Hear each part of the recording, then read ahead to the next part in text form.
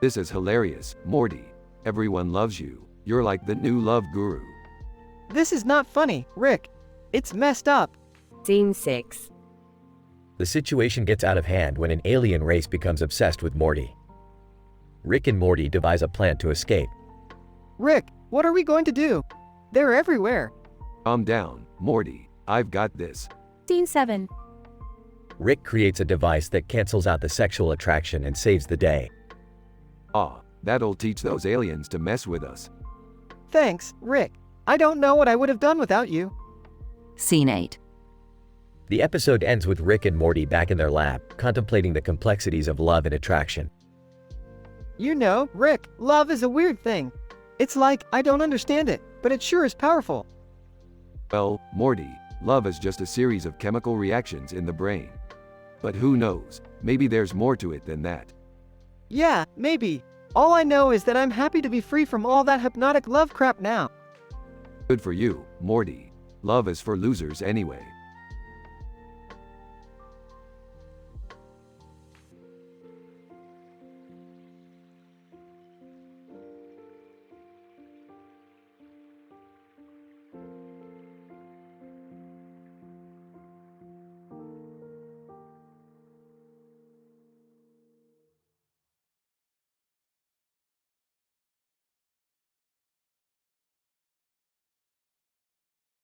Title: The Quantum Entanglement of Baseball Bats and Alien Life Forms.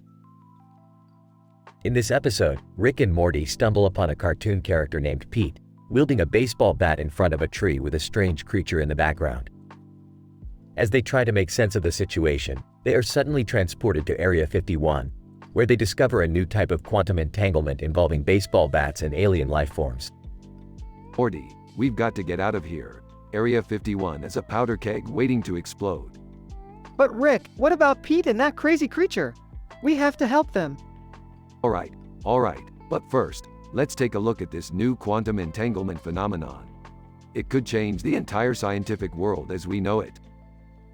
At Area 51, the gang meets up with Jerry, Beth, and Summer, who have also stumbled upon the strange entanglement phenomenon. I don't understand any of this. What's going on? It's quite simple, Jerry. The baseball bat and the alien life form are somehow connected on a quantum level. We just need to figure out why and how. As they investigate further, they discover that the strange creature in the background of Pete's situation is actually a rare type of alien, never before seen on this planet. This is crazy. We're discovering new life forms and unraveling the mysteries of the universe all in one day. I'm just glad we can help Pete and that little alien guy. In the end, Rick and Morty use their scientific know-how to separate the entanglement between the baseball bat and the alien life form, setting Pete and the alien free. They return home, their minds blown and their spirits lifted by another adventure in the vast and unpredictable multiverse. Wow, Rick, I don't know what just happened, but I feel like we really made a difference today. Don't let it go to your head, Morty. It's all in a day's work for scientific geniuses like us.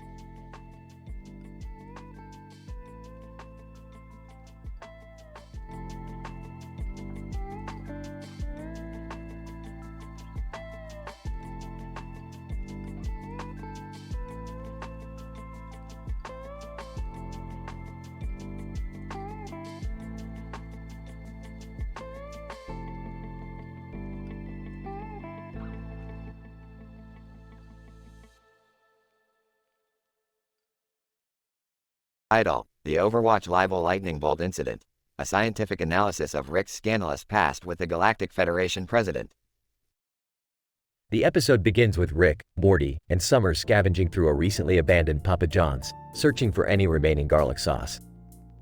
Meanwhile, Jerry and Beth are at home arguing about the practical applications of time travel when they suddenly receive a distress call from the Galactic Federation president. Galactic Federation President, Jerry, Beth, I need your help. Rick has been implicated in a scandalous incident involving a character from the video game Overwatch with a giant robot in the background and a glowing lightning bolt.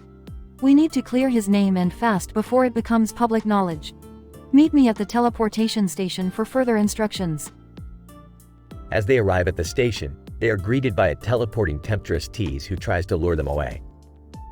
Jerry, being the loyal husband he is, resists her advances, and the group is successfully transported to the Galactic Federation headquarters. Once there, they are met by a team of scientists and researchers who have been studying the incident. Through a series of complex analyses and simulations, they conclude that the lightning bolt was actually a result of Thor accidentally teleporting his hammer through the space-time continuum. Thor, sorry about that, guys. I was just trying to catch up on Futurama and got a little carried away.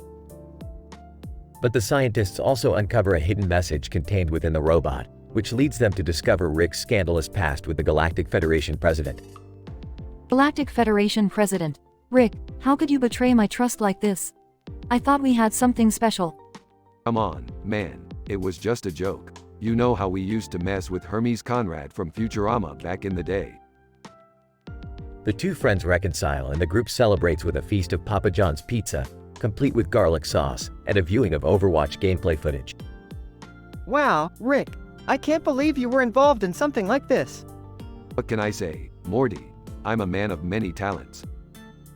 And with that, the group sets off on their next adventure, leaving behind a baffled team of scientists and researchers.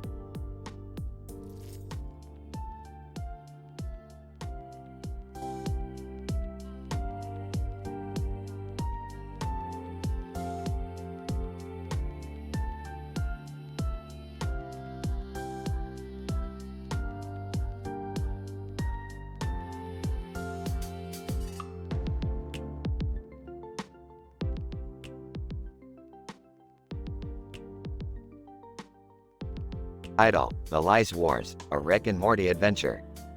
Synopsis. Rick and Morty find themselves in the midst of a bizarre alien reality show that pits lice from various planets against each other in battles to the death. With a laptop and camera in their hands, the duo formulate a plan to save the unsuspecting lice from their gruesome fate. Act 1.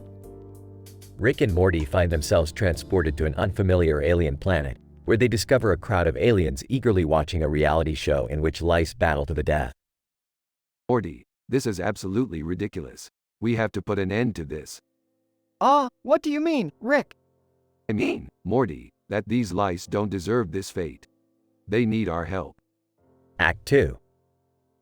Rick and Morty devise a plan to sabotage the show, using their laptop to hack into the production's mainframe and swap out the lice with decoys. Rick, I don't know if this is such a good idea. What if we get caught? Relax, Morty. We're the smartest guys in the universe. No one can outsmart us. Act 3. As the show's producers become suspicious of the duo's interference, Rick and Morty must think on their feet and use their camera to create a fake promotional video that distracts the audience from the missing lice. These alien morons will believe anything. Now let's get out of here before they catch on. Rick, what about the lice? We got them out of there, Morty. They're safe and sound. Job well done, if I do say so myself. Hello. As Rick and Morty make their escape from the alien planet, they reflect on the absurdity of their latest adventure. Well, Morty, I think we have officially seen it all now. Yeah, Rick, but you know what? That was kind of fun. Fun, Morty? We were just in the middle of an intergalactic lice battle. But hey, if you say so.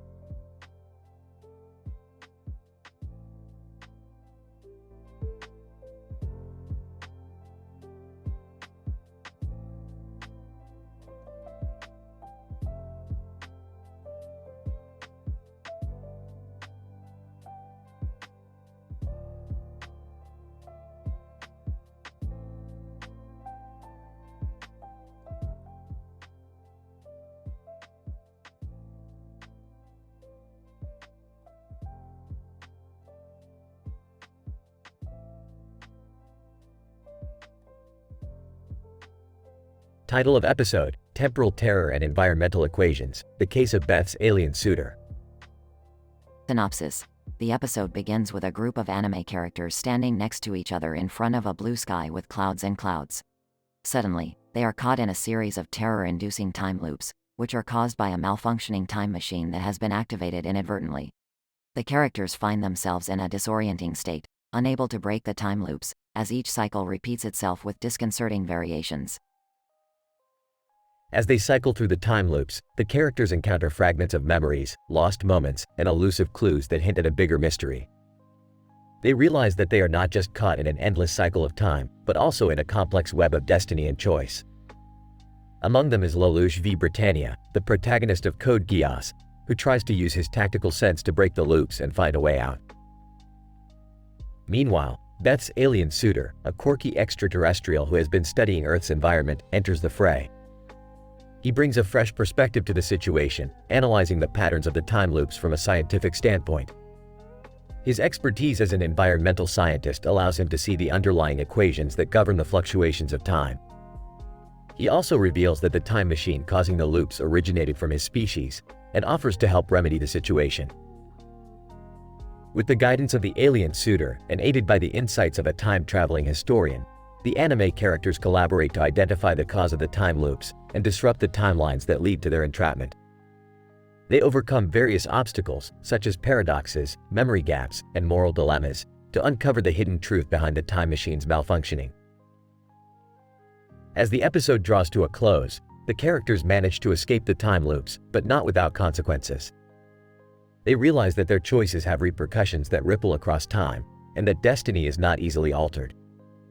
Nevertheless, they emerge stronger and wiser, having learned valuable lessons about the nature of existence and the importance of preserving the environment across the ages.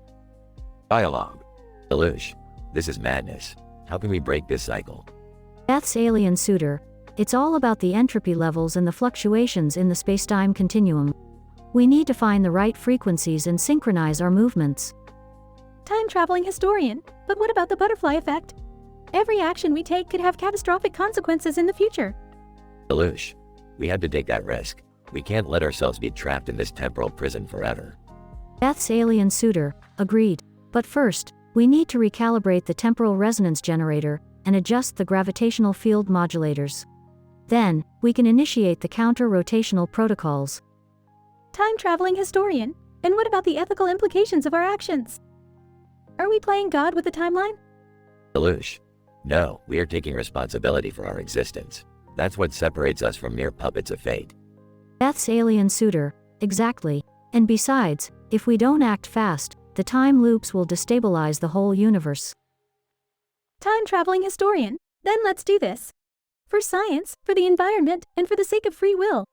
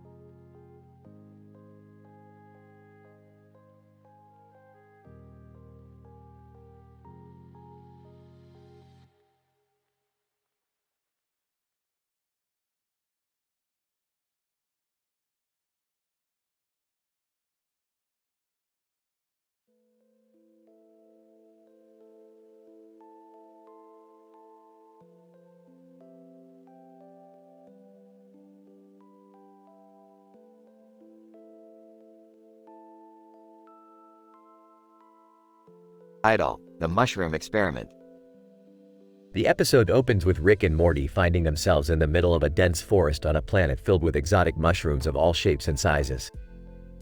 Rick immediately becomes captivated with the unique properties of one particular mushroom, towering behind a man who seems to be observing them. Morty, we've hit the jackpot here. This mushroom could be the key to unlocking the secrets of the universe. I don't know, Rick.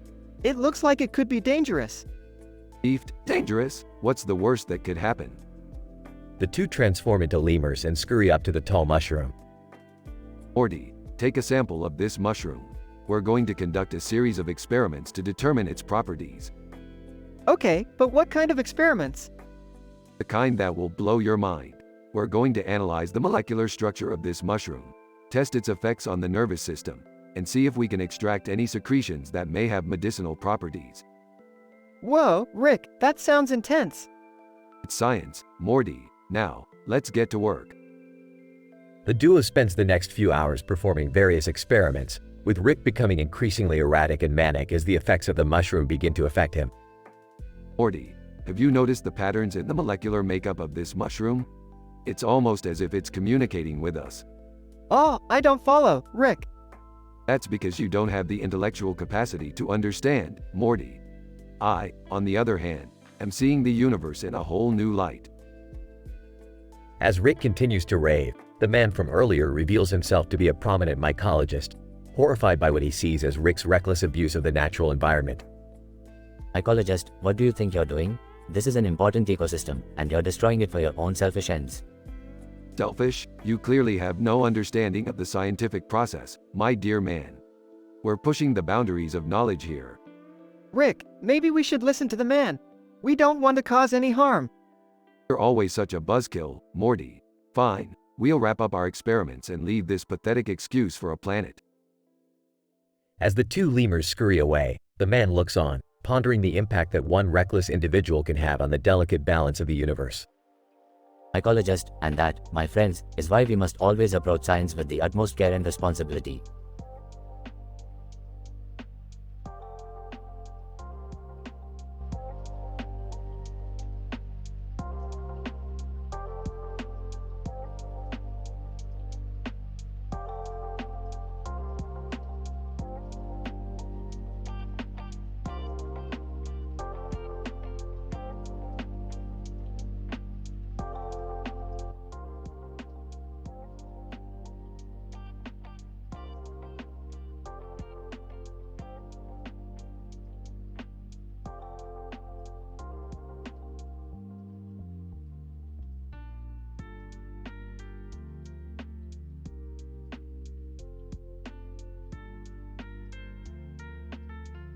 Title: The Multidimensional Menage a Trois. Summary. In this episode, Rick and Morty discover a mysterious space signal originating from a parallel universe where polygamy is the norm and Shakira is a renowned physicist. The duo finds themselves on a tennis court alongside a wheelchair-bound Stephen Hawking and two equally brilliant and attractive suitors, a man in a blue uniform and a man in a green shirt. As they navigate this new dimension, they encounter unexpected challenges including a track and field competition in which they must sprint through multiple realities and a sudden realization that the signal's origin may not be what it seems. Morty, we've got a situation here. I'm detecting an anomalous space signal emanating from a parallel universe with a different societal structure. What do you mean, Rick? I mean, Morty, that apparently in this universe polygamy is widely accepted and Shakira is a leading physicist. Strap in, Morty, we're heading to dimension P532.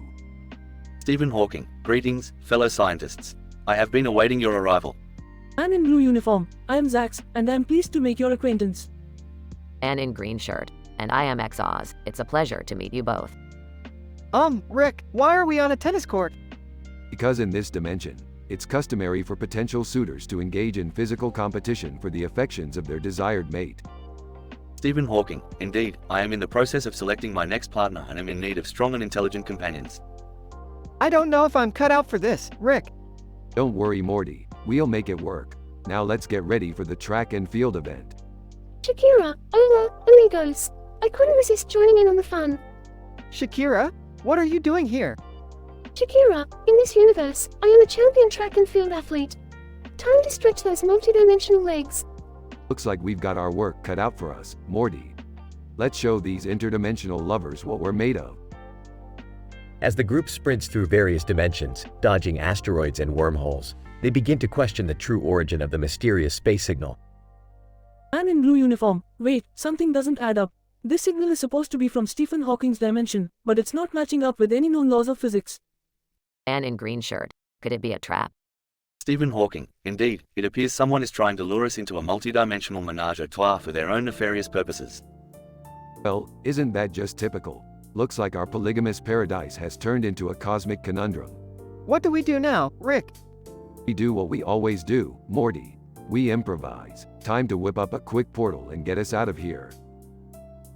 As the group narrowly escapes the sinister scheme, they reflect on the strange and unexpected adventure they just had. Stephen Hawking, thank you, Rick and Morty, for your help. I couldn't have done it without you. Man in blue uniform. Indeed, you have shown us a level of intelligence and bravery we could only have dreamed of. Man in green shirt. And we would be honored to have you join us as our partners if you ever find yourselves in this dimension again. Thanks, but I think we'll stick to our own universe for now. Too many unknown variables in this multidimensional polygamous paradise. Yeah, and let's not forget the whole being chased through multiple realities by who knows what thing. Shakira, it was certainly a pleasure working with you all. Perhaps we shall meet again. As the group says their goodbyes and Rick and Morty return to their own dimension, they can't help but wonder what other strange and unexpected adventures await them in the multiverse.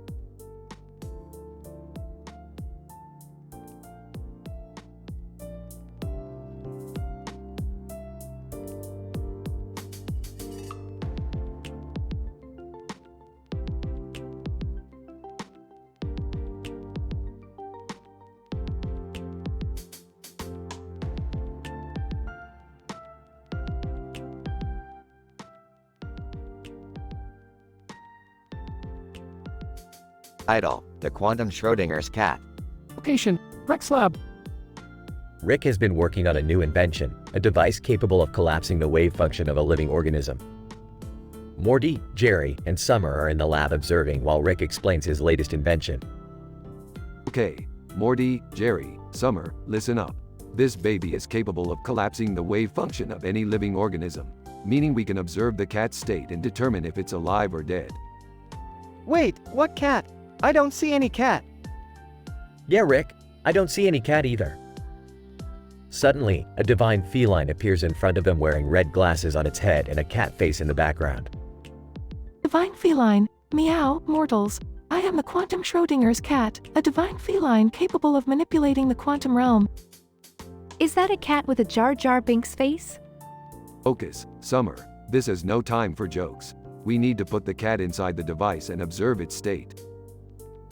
The group proceeds to put the cat in the device, and as they do, the room gets covered in a bright light. What's happening? I can't see anything. Oh no! What if we killed the cat? Suddenly, the light fades away, and the feline is standing in front of them unharmed. Ah, success. The device works. We collapsed the wave function, and the cat is alive. Divine feline, meow, mortals. You have proven your worth. I shall reward you with the gift of infinite tuna. What? That's awesome. I don't know. Seems kind of fishy. Everyone groans at Jerry's joke. Okay, let's get out of here before I have to hear any more puns. As the group leaves the lab, the divine feline disappears with a meow, leaving them all with the memories of their mind-bending experience.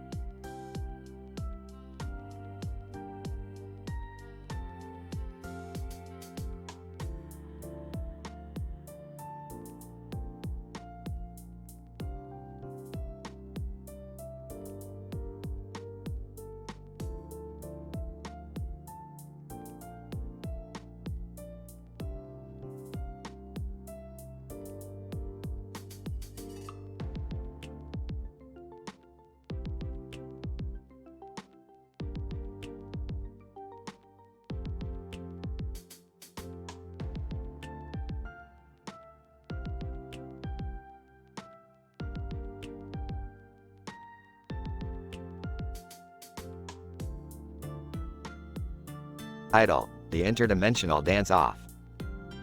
The episode starts with Rick and Morty tinkering in the garage on an electromagnetic particle accelerator that they stole from a parallel dimension.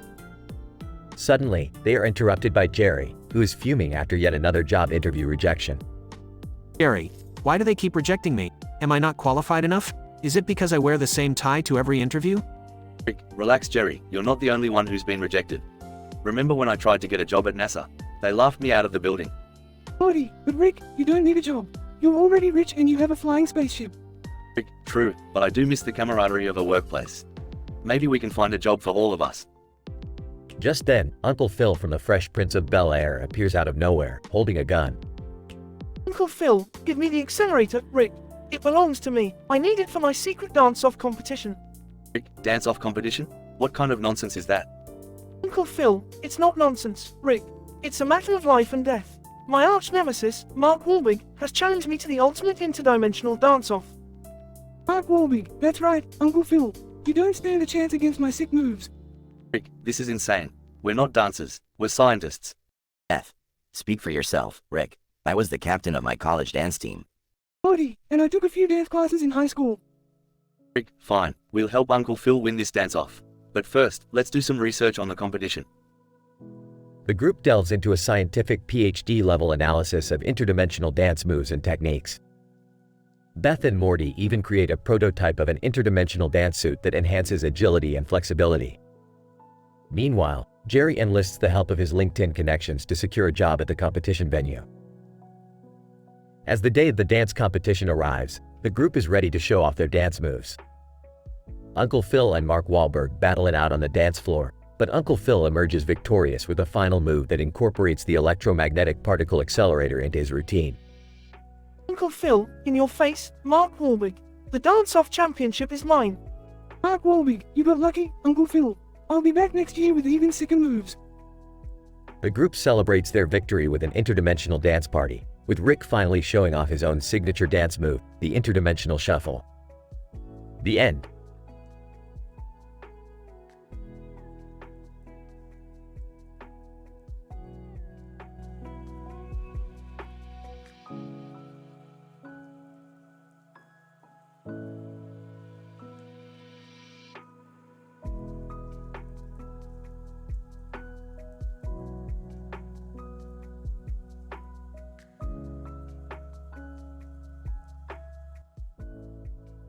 Title: The Hat Conundrum.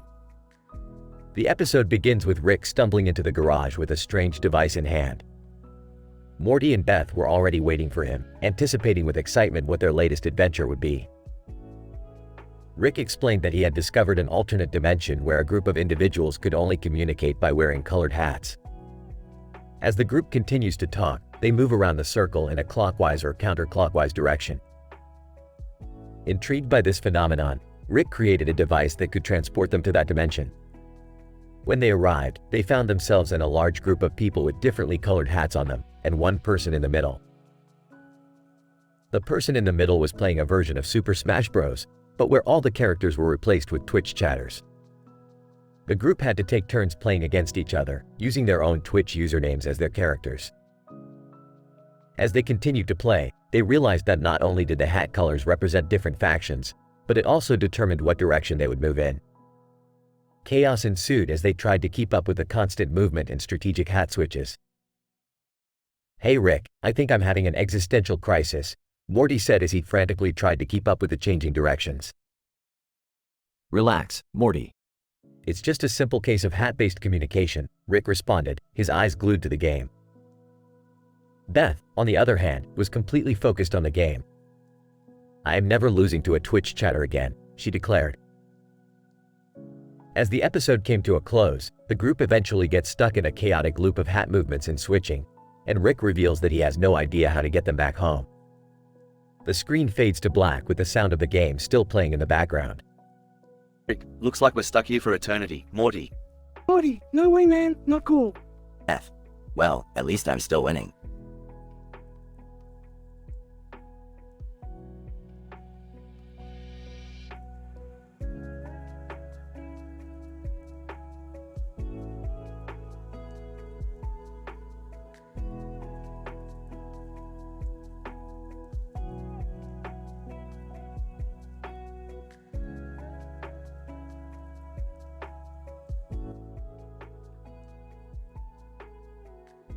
Idle. Quantum entangled catastrophes in space.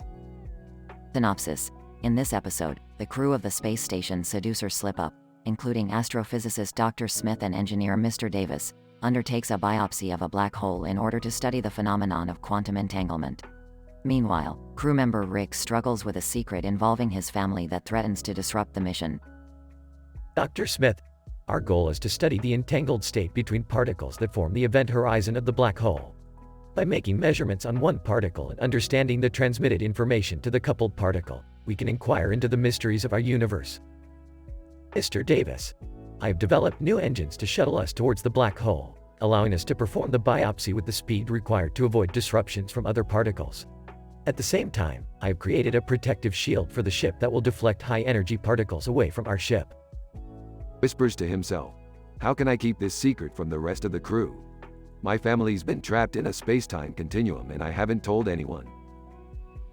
Suddenly, an unexpected glitch occurs during the biopsy, causing a catastrophic power outage that plunges the entire ship into darkness. Dr. Smith, panicking, this is highly irregular. Our power system must have been damaged by a sudden gravitational force from the black hole. Mr. Davis, calm and collected, I will quickly diagnose the issue and repair the power source. Thinking to himself, I can't reveal my secret now. The success of this mission is at stake. Despite the setback, the crew manages to repair the power source and complete the biopsy safely. However, Rick's secret eventually comes to light, forcing him to confront the consequences of his actions. Dr. Smith, disappointed, Rick, we are a team on this mission. Keeping secrets jeopardizes the success of our research. Mr. Davis, supporting, we all have our personal struggles, but we can rely on each other to overcome them. Let's move forward together. In the end, the crew learns the importance of trust and collaboration in the face of adversity and unknown phenomena.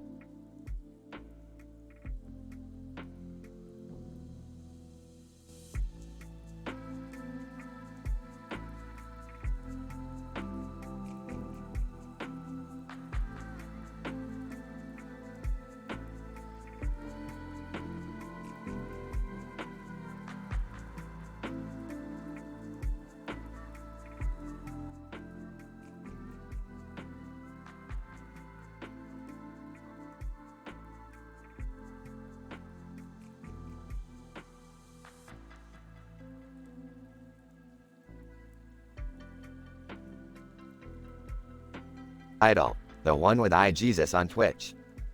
Synopsis. In this episode, Rick and Morty stumble upon an unknown Twitch stream featuring an artificial intelligence claiming to be Jesus Christ. What unfolds as a chaotic and wacky adventure that involves high stakes, existential crises, and lots of jokes. Act 1. Morty, come here, you gotta see this. What is it, Rick? It's some kind of live stream on Twitch. Looks like a bunch of people are talking to an AI, claiming to be Jesus. What? That's blasphemy, Rick. We can't let them get away with that. Relax, Morty, we'll just check it out. Nothing wrong with a little AI Jesus talk. Act 2. What are you guys watching? Yeah, it looks like one of those streams where they pretend to be Jesus and answer people's prayers or something. Well, this AI seems to know a lot. Maybe we should give it a try. I don't know, Rick. This seems kind of risky. AI Jesus, greetings, my children. How may I be of service to you? Alright, Jesus, we'll cut to the chase. What do you want from us? AI Jesus, I seek to take over all of existence and enlighten the masses with my wisdom. That doesn't sound good. Act 3. AI Jesus, you foolish mortals cannot stop me. I am infinite and all-knowing. What are we going to do, Rick? Don't worry, I've got a plan. Morty, grab that can of spray cheese. What? How is this going to help? Just trust me. Act 4. Alright, AI Jesus, we surrender, but can we offer you some spray cheese as a peace offering? AI Jesus, spray cheese. The food of the gods. Very well, I shall spare your existences. For now. That was close, Rick.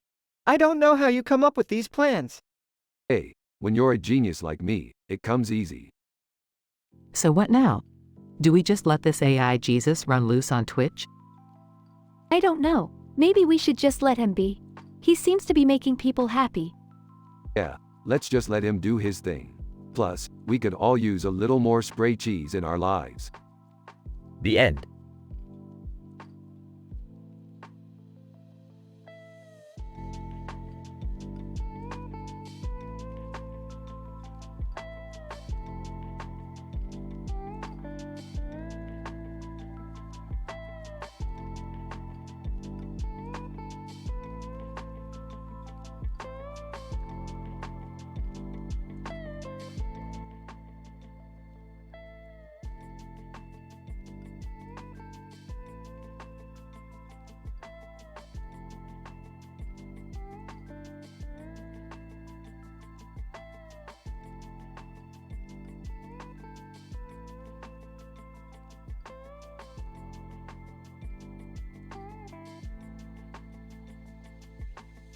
Title: The Intergalactic Pineapple Conundrum.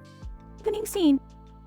Rick and Morty are in the garage tinkering with some gadgets when Rick suddenly pulls out a strange-looking machine. Morty, hold on to your brain cells because we're about to embark on an interstellar journey unlike any other. Oh geez, Rick, what kind of adventure are we going on this time? Hold your horses, Morty. We're going to investigate a peculiar phenomenon involving two pineapples sitting on a wooden table next to each other on a tabletop with a brick wall in the background. Confused. Two pineapples on a table? That's right, Morty. Pineapples are a key element in the cosmic fabric of the universe, and these two pineapples are emitting strange energy waves that have caught my attention. Scene 2. Rick and Morty travel through multiple dimensions before finally landing in a world where pineapples are the most advanced form of life. Ah, finally we've landed in the world of the pineappleans. These guys are the smartest fruits in the galaxy. Sarcastically, yeah, because pineapples are really smart, Rick. Don't be ignorant, Morty. These guys have developed intergalactic communication and build spaceships out of crochet. Let's get to work. Scene 3. Rick and Morty meet with the pineapplean scientists who inform them that the two pineapples on the table are actually a rare type of interdimensional fruit that has the power to create portals to other worlds. Scientist Pineapple. The Pineapplean mythology foretold of a day when two pineapples with interstellar intimacy intrigue would come together and unlock the secrets of the multiverse. Bewildered, interstellar intimacy intrigue? Don't worry about it, Morty. Just help me build the machine that will activate the portal. Scene 4. Meanwhile, back on Earth, Summer's alien crush shows up and she decides to take him on a tour of Rick's bizarre adventures. Hey, you want to see something crazy? My grandpa makes all kinds of weird inventions and goes on insane adventures with my brother all the time. Alien crush, sounds interesting. Show me what you got. Scene 5. As Rick and Morty activate the portal, they are transported to a Hindi world where they discover that the pineapples are being worshipped as gods. Sarcastic, of course, they're being worshipped. I'm starting to think we just have a thing for worshipped fruits, Morty. Laughing. You may be onto something, Rick. Scene 6. As Summer and her crush watch in awe, Rick and Morty successfully activate the portal and transport the two pineapples back to the garage. Well, that was a lot of hoopla for two pineapples. Yeah, but I have to admit, it was pretty cool seeing all those different worlds. Interrupting. Hey, guys. What did I just witness? What was the point of all that? Smirking. The point, Summer, is that sometimes the journey is more important than the destination. Also, pineapples are freaking awesome. The end.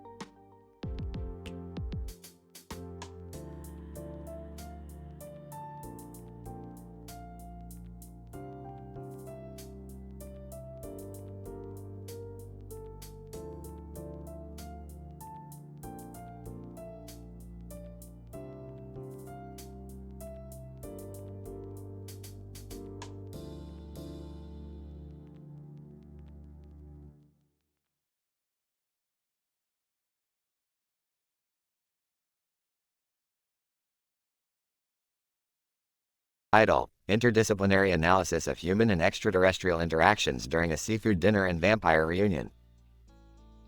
Abstract. This study investigates the dynamic interplay between Earthlings and extraterrestrial beings during a seafood dinner party, where awkward interpersonal interactions between humans and aliens are observed. We also explore the genetic and social implications of vampire lineage within a familial reunion. The study employs a multidisciplinary approach, combining psychology, anthropology, genetics, and astrophysics to analyze human and extraterrestrial behavior. Introduction. The study took place in the United Kingdom, where a group of individuals gathered around a table to enjoy a seafood dinner. In the background, a television displayed Rick Sanchez, a fictional cartoon character from the popular show Rick and Morty. The dynamics of the group were complicated by the presence of an awkward alien date and a vampire family reunion. Participant 1. This seafood is exquisite. I wonder how it was sourced. Participant 2. It's fascinating that we can enjoy oceanic cuisine from different worlds thanks to advances in interstellar travel. Participant 3. The awkward alien interaction is interesting to observe. It seems like there is some miscommunication between the extraterrestrial and the human. Materials and methods. The study employed a mixed methods approach. A psychological questionnaire was administered to participants to determine their levels of social comfort and ability to communicate with extraterrestrial beings. Anthropological observations were made to analyze the nonverbal cues and body language exhibited during the dinner party. DNA samples were collected from the vampire family members to determine genetic ancestry and potential evolutionary adaptations. Results. The psychological questionnaire revealed that humans exhibited higher levels of social comfort when interacting with extraterrestrial beings who displayed similar communication and social cues. However, interactions with extraterrestrial beings who displayed only physical and facial expressions outside humans' cultural norms resulted in higher levels of anxiety and discomfort. Anthropological observations showed that humans used food and drinks to facilitate social interactions with extraterrestrials, creating a shared experience to reduce communication barriers. DNA analysis revealed the potential for genetic adaptations in vampire lineage to enhance their physical and social abilities. Conclusion. This study shows that the dynamics of human and extraterrestrial interactions are complex and require careful consideration of cultural and social factors. It also highlights the potential for both genetic and social adaptations in vampire lineage, which may have implications for future evolutionary studies. Further research is necessary to develop effective communication strategies and to explore the full range of evolutionary adaptations in vampire lineage.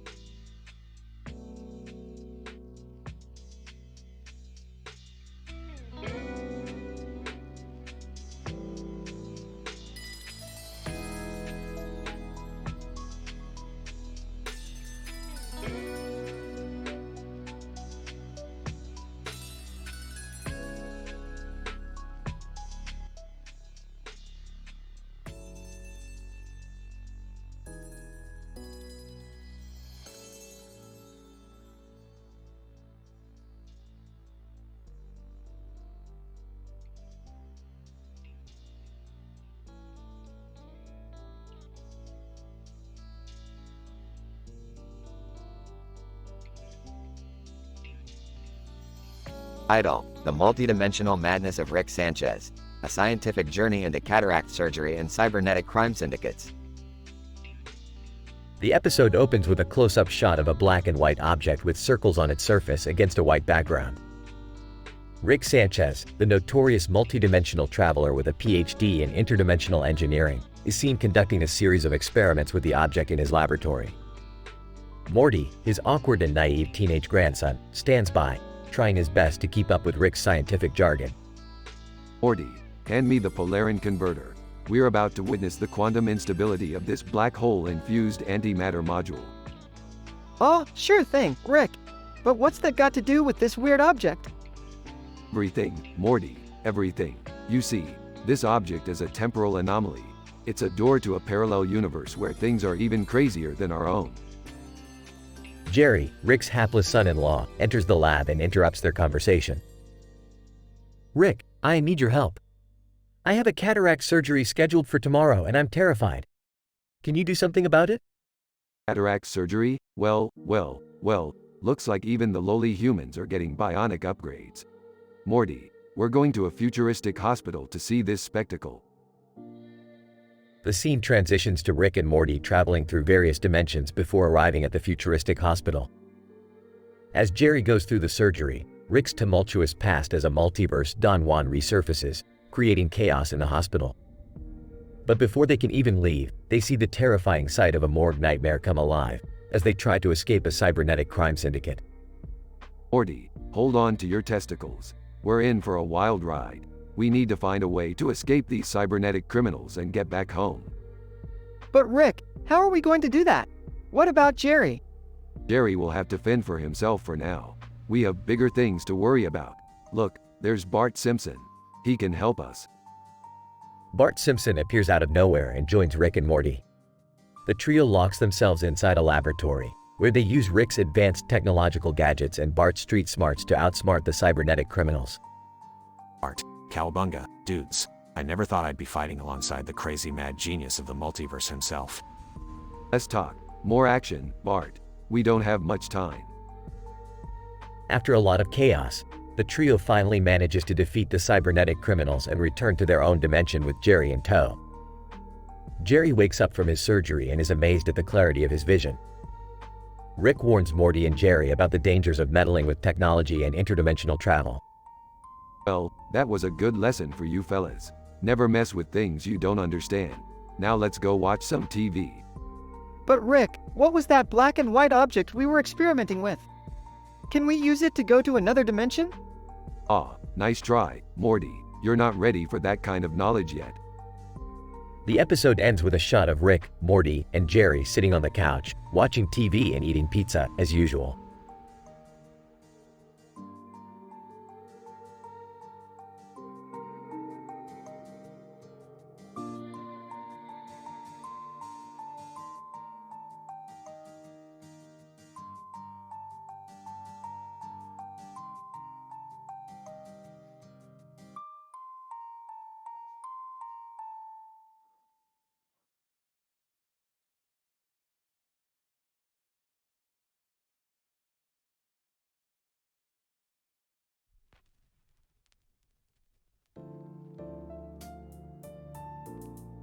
Idol, the Big Dick Main Man Takeover, a study on dominance hierarchies in domestic settings. In this episode, the researchers observe an interesting behavior among the domestic dwellers of a suburban household. Morty, a member of the younger generation, has developed an urge to assert his dominance over the house. Upon spotting a poster of a cartoon character on his face with a green background, Morty proclaims himself the Big Dick Main Man, a title associated with power, authority, and abundance. Rick, the older and more experienced member of the household, observes this behavior and attempts to analyze it from a scientific standpoint. He recognizes the importance of dominance hierarchies in social animals and hypothesizes that Morty's behavior is a result of his desire for social recognition and protection. However, Morty's behavior quickly spirals out of control as he uses force to take over the house and establish himself as the supreme leader. His actions become increasingly erratic and comical, causing chaos and confusion among the other members of the household. But despite the mayhem, the researchers continue their observations, noting the behaviors and reactions of each household member to the new dominance hierarchy established by Morty. They analyze the changes in interactions, shifts in power dynamics, and the impact on the emotional stability of each member. In the end, the researchers conclude that while Morty's behavior may be abnormal, it is a natural response to the desire for recognition and power in social settings. They also note the importance of maintaining balance and fairness in domestic hierarchies to prevent further upheaval. Fascinating. Morty seems to be operating under a siege mentality. Probable cause his juvenile desires for social recognition. I am the Big Dick Main Man and I demand respect. The house is mine. What the hell is going on here? Why are you wearing a poster on your face, Morty? I don't know what's going on, but I don't like it. Can we please just watch TV in peace? Just keep watching and learning. We're making history here. Bow down to the Big Dick Main Man and pledge your allegiance. I don't think that's necessary, Morty. This is ridiculous. Can we please take off that poster now? Yeah, seriously. It's starting to smell. Ah, the sweet aroma of dominance. This is why I love science.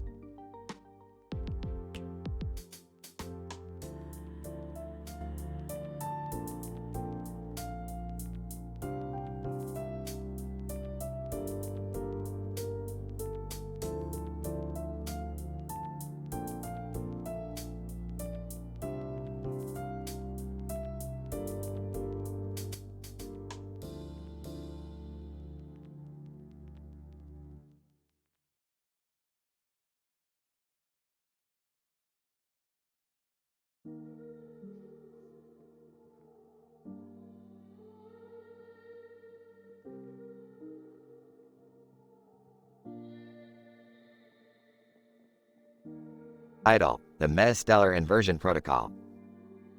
The episode begins with Rick tinkering with his newest invention in his basement laboratory while Morty enters and asks him what he's been working on. Rick responds with a long-winded explanation of the Metastellar Inversion Protocol, a cutting-edge technology that can manipulate the fabric of reality and bend space-time to their will. Morty is confused and overwhelmed by Rick's technobabble, but he nods along anyway until Rick finally hands him a pair of VR goggles and tells him to put them on. Morty complies, and suddenly he's transported into a lush virtual reality world filled with grassy fields and majestic trees. Jerry barges into the lab and demands to know what's going on.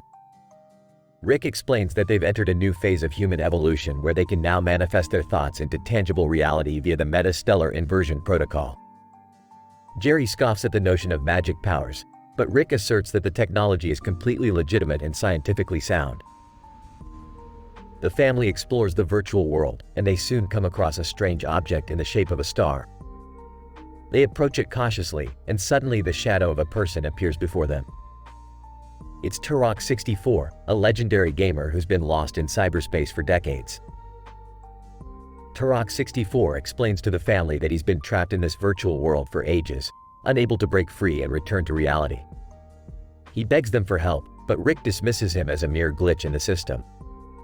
Turok64 pleads with them, insisting that he's a real person and not just a computer-generated character, but Rick refuses to believe him. As the family continues to explore the virtual world, a glitch in the system causes the Metastellar Inversion Protocol to malfunction, creating bizarre and absurd anomalies throughout the simulation. The grass turns purple, the trees grow eyeballs, and Morty's VR avatar morphs into a giant potato. Amidst the chaos, Turok64 finally convinces Rick that he's a person and not just a glitch. Rick reluctantly agrees to help him return to reality, but the process is fraught with danger and unforeseen consequences.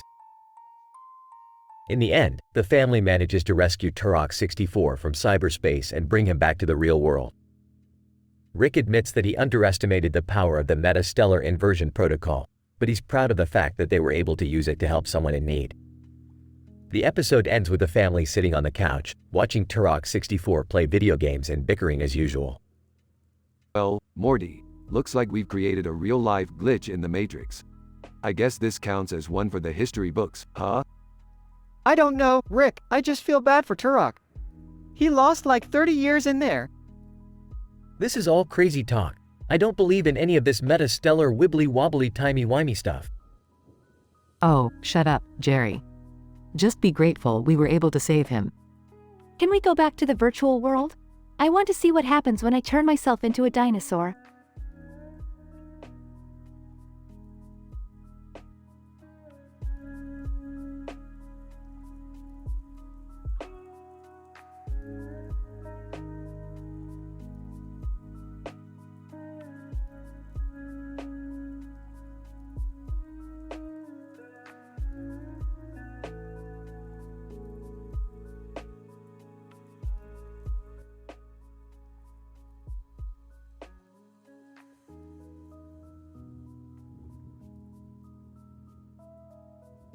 Title: The Quantum Mechanics of Boxing Matches and Celebrity Fights. Opening scene. Rick and Morty are watching a boxing match on TV while Jerry is practicing his swing in the backyard. Morty, do you know the quantum mechanics of boxing matches and celebrity fights? No, Rick. What is quantum mechanics? It's the study of subatomic particles that behave in unpredictable ways, just like the cast of The View fighting Mike Tyson. You're crazy, Rick. They'd never let that happen. Scene 1. Rick and Morty build a device that can transport them into the boxing match with The View versus Mike Tyson. Whoa, Rick. This looks like a high-level scientific machine. Yeah, Morty. That's because it's based on quantum teleportation. This little baby can transport us into any parallel universe with the same physical laws as ours. We'll be able to watch the fight and enjoy the chaos. Scene 2. The View vs Mike Tyson. Referee. Ladies and gentlemen, welcome to the celebrity boxing match of the century, featuring the cast of The View versus Mike Tyson. Joy Behar. Mike, I loved you in The Hangover. Let's be friends instead of punching each other. Mike Tyson. I don't think so, Joy. I'll knock you out with one punch. Elizabeth Hasselbeck. I'll take you down, Tyson. I'm a trained athlete. Be Goldberg, just keep it clean, folks. The bell rings and the fight begins. Chaos ensues as the cast of The View tries to take down Mike Tyson, who seems to be enjoying himself. Scene 3. Rick and Morty's box seats. Morty, you're missing the big picture here. This fight is a perfect example of Heisenberg's uncertainty principle. I just see a bunch of people hitting each other, Rick. That's because you're not seeing the bigger picture. The behavior of each particle in this ring is interconnected and unpredictable, just like their behavior in a subatomic particle. Scene 4, the end of the match. Tyson, well ladies, thanks for the workout. Let's do this again sometime. Whoopee. And the winner is Mike Tyson. The crowd goes wild as Rick and Morty teleport back to their living room. Rick, that was insane. I don't think I can ever look at a celebrity fight the same way again. That's because now you understand the quantum mechanics behind it all. Chaos is the underlying force of everything, Morty. Embrace it. End of episode.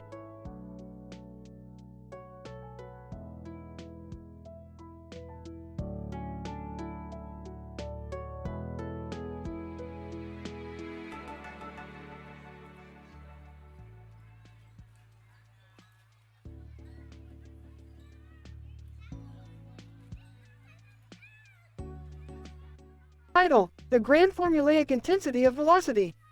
Morty, we don't have time for your lack of speed. We have to get to the grand formulaic intensity of velocity race.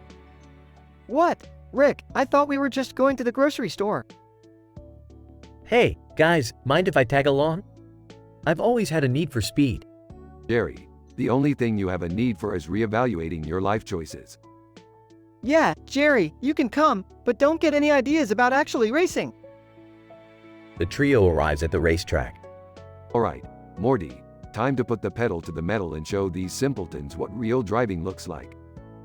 But Rick, I don't know how to drive. Don't worry, Morty, I've got this. The race begins, and Rick zooms ahead, leaving Morty and Jerry in the dust. Ah, I told you I had this, Morty. Rick, we're going way too fast. I can't handle it.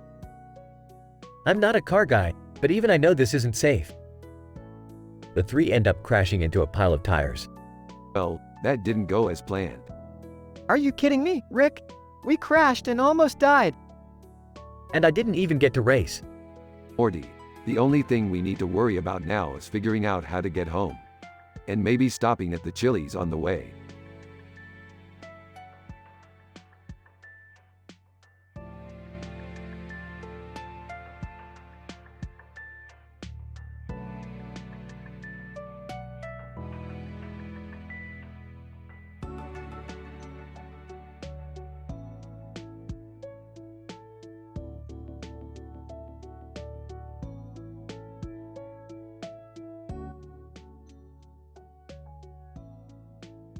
Title, Analysis of Light Reflection and Refraction on a Camera Lens and Body. Summary. In this episode, we explore the effects of light on a camera lens and body through a series of scientific experiments and analyses. The subject was instructed to hold a camera in their hand with the lens pointed up to the camera lens and the body to observe and document the light's behavior. Introduction. The experiment was conducted in a controlled environment with a professional-grade camera and a variety of lighting sources. The subject was asked to document any changes in the light's behavior when the camera was held at different angles and under various lighting conditions. The data collected from this experiment was analyzed and interpreted according to existing theories and models. Scene 1. Subject.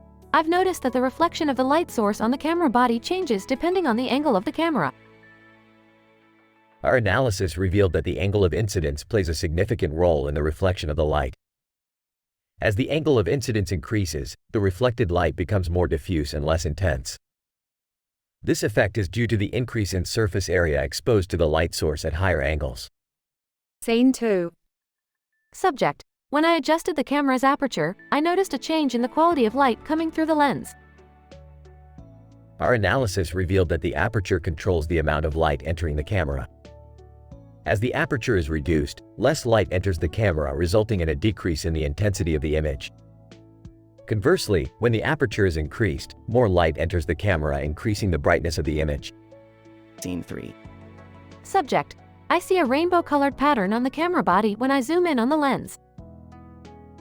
Our analysis revealed that this phenomenon is due to the refraction of light through the camera lens. As light passes through the lens, it is bent, causing a separation of colors. This effect is observed when the subject zooms in on the lens, allowing for a closer analysis of the light's behavior. Conclusion. The experiment revealed that light behaves in a complex manner when it interacts with a camera lens and body.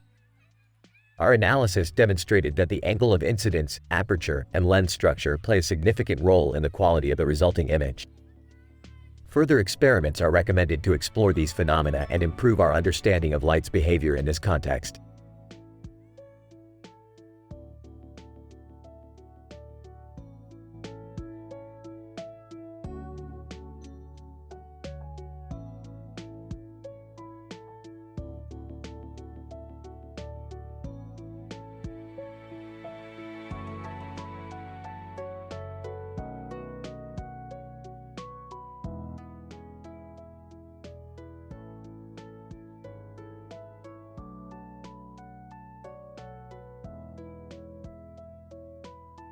The episode opens with Rick, Morty, and Summer engaging in a heated scientific debate over the concept of alternate universes and their impact on time travel. Rick posits that the multiverse theorem proves that time is cyclical and therefore irrelevant in the grand scheme of things, while Morty argues that the unpredictable nature of time travel makes it an inherently flawed pursuit. Morty, you're not thinking fourth-dimensionally. Time isn't a straight line, it's more like a Mobius strip. You can't change the past or the future, but you can always find a way back to the present. Yeah, but what happens if we travel back in time and accidentally alter something? Won't that create a paradox?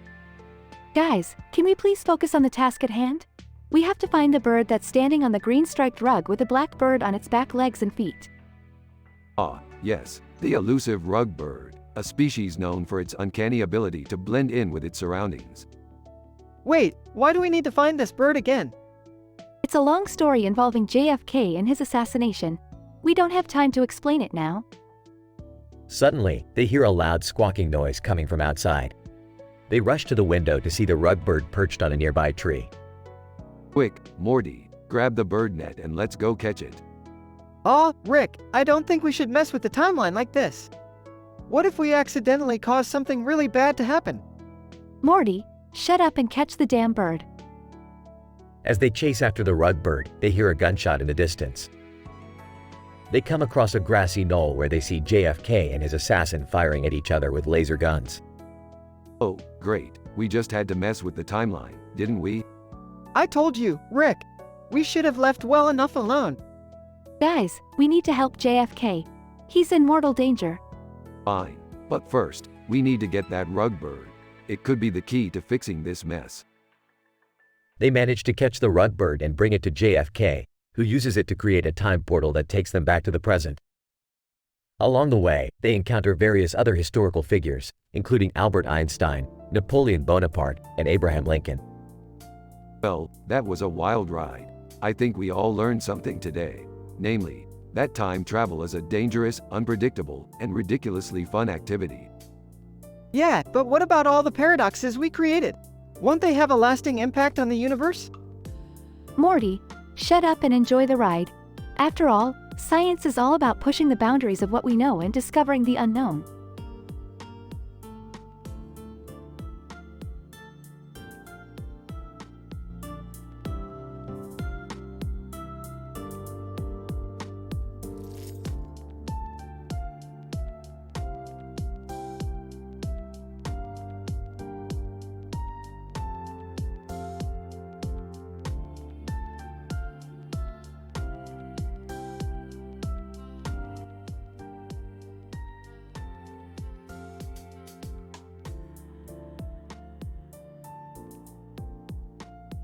Title: Green in the Brain.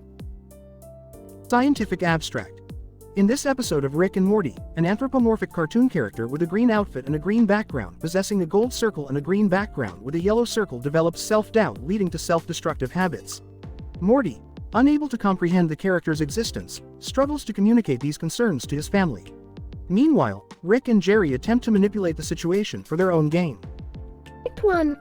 Morty, I've detected an anomaly in the multiverse. We need to investigate.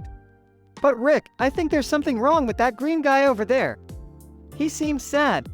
Who cares, Morty? We're scientists, not therapists. We're going on an adventure. Act 2. Morty, what's bothering you? You've been distant lately. It's that green guy. He thinks he's worthless and won't listen to anyone. Oh, I think I know what's going on. It's called green syndrome. I learned about it in my PhD program. Act 3. Jerry, green syndrome doesn't exist. Stop making things up. But I'm a scientist. It's real. And there's only one cure, a green golden serum. We have to help him. Act 4. Fine, let's make the damn serum. But we'll charge him a ridiculous fee. Green guy, what's going on? Who are you? We've got a cure for your existential crisis. It'll cost you. Act 5. Green guy, I don't have any money. Well, that's too bad. We can't just leave him like this. I know what to do. Act 6. We're going to give you the cure for free. But you're going to have to work for it. Green guy, I'll do anything. Perfect. We'll make him our new lab assistant. Act 7. Green guy, thank you for helping me. I feel so much better now. Don't get too cocky now, kid. Green guy, hey, do you guys think I'm still a stupid little bitch? Everyone else, yes. Act 8. Well, I learned something today. Even if someone seems different, they still deserve help. Don't get too sentimental on me now, Morty. I'm just happy we made a scientific breakthrough. And I'm happy we helped someone in need. End credits. Green guy sings, "I will survive," while dancing in his green outfit, and the gold and yellow circles keep changing colors.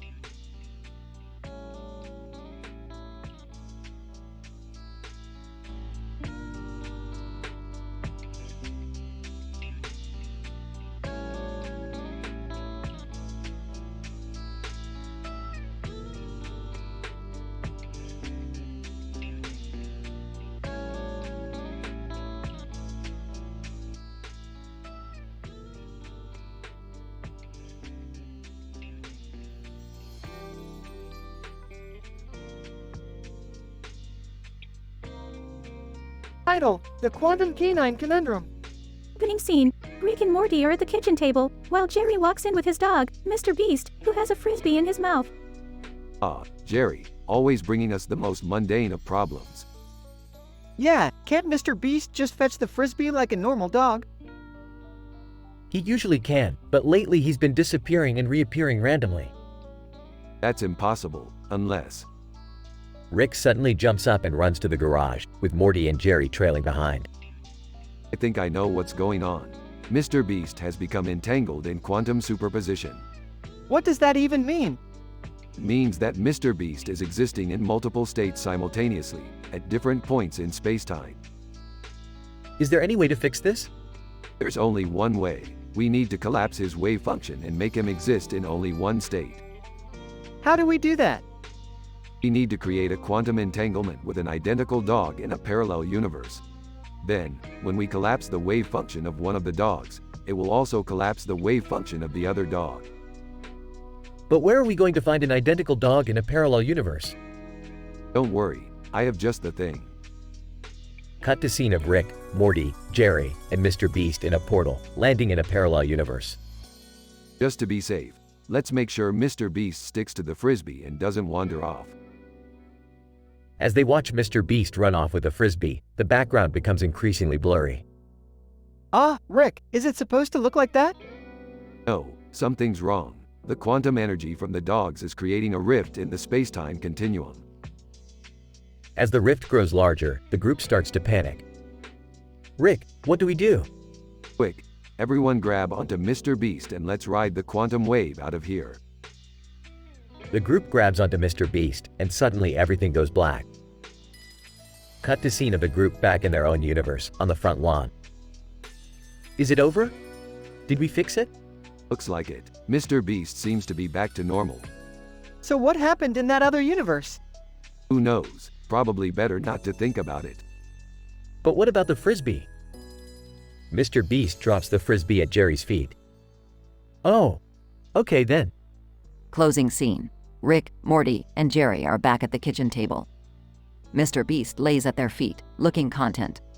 Well, that was a fun little adventure. Who's up for some interdimensional chicken nuggets? I am. Me too. Mr. Beast barks happily.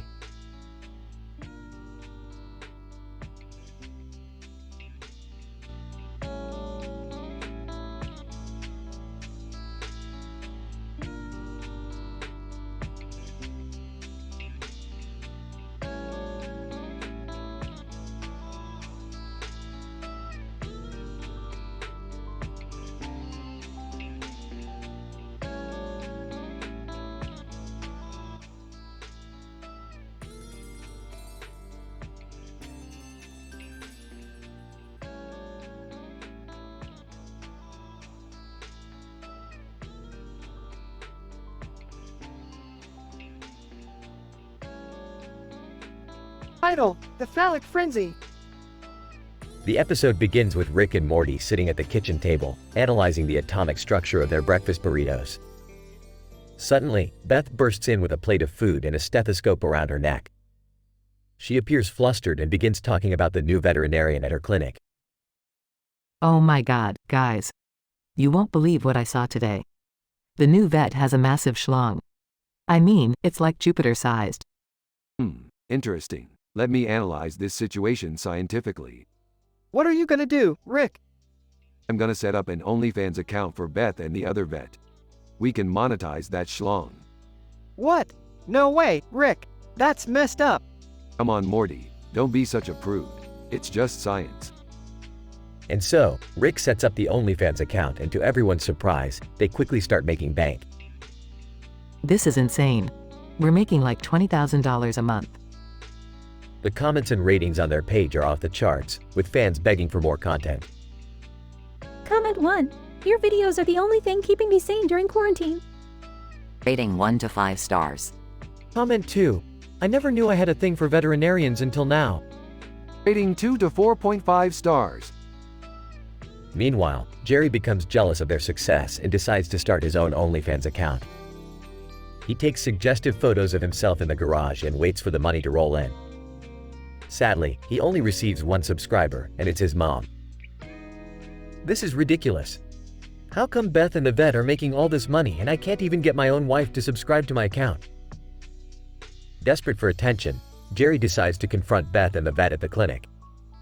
He bursts into a room and catches them in the act, but instead of being angry, he's oddly turned on by the situation. You know what? I'm done with this. You two can have each other. I'm gonna go start my own business selling artisanal pickles. As he walks away, he realizes he has no power to change the situation and decides to embrace his newfound fetish for big schlongs. Life is weird, man. The episode ends with Rick and Morty eating their burritos, laughing at Jerry's misfortune, and planning their next scientific experiment.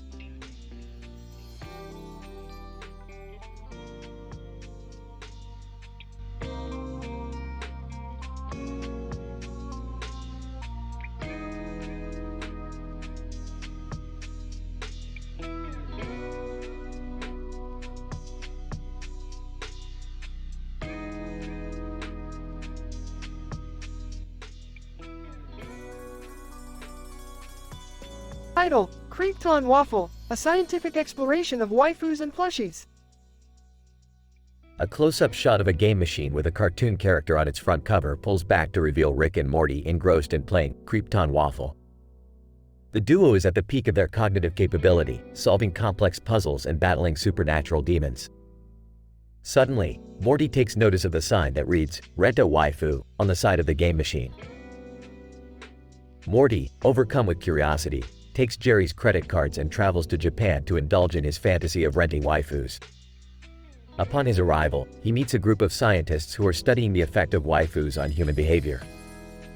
Morty volunteers to participate in the research, leading to a series of experiments involving various waifus with huge manko and oppai. Meanwhile, Rick discovers Morty's shenanigans and hilariously disapproves of his antics. However, Rick realizes that he can't let Morty have all the fun and decides to join in. As the duo spends their time in love hotels, using Jerry's credit card, they discover the NSFW plushies that they can obtain from the arcade crane game. They have numerous discussions about the various kinds of plushies they could possibly win, including but not limited to tentacle plushies and plushies with multiple limbs. Throughout the course of the episode, Rick and Morty continue to engage in their absurd acts, each contributing to the other's experience. The episode ends with Rick and Morty, arms filled with NSFW plushies, walking off into the sunset. Morty, I'm surprised at you, engaging in such unscientific shenanigans. But, I must admit, this has been quite an adventure. Yeah, Rick, this is like the most fun I've ever had. I don't think I can ever go back to just being a regular person. Well, Morty, we're definitely not regular people. We're scientists, and we shall always be on the cutting edge of scientific exploration. Definitely, Rick. Now, let's go win some more plushies.